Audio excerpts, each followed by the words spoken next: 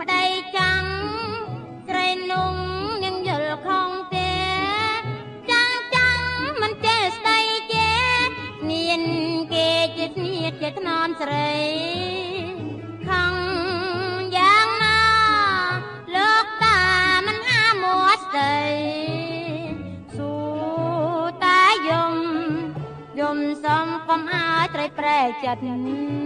តែប្រុងកុំលោះដូចខ្ញុំស្រីមុំនាងកុំសង្ស័យខ្លួនក្មេងទាន់សម័យ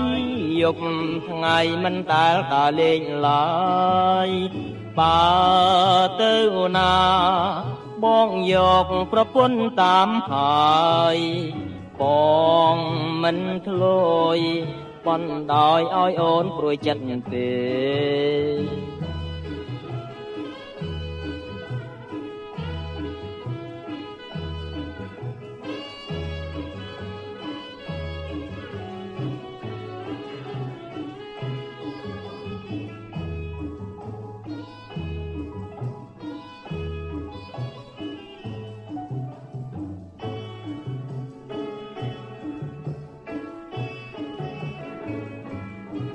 ស្រីណាថាស្អប់កំឡង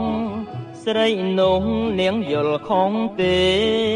កំឡងខុសពីប្តីគេ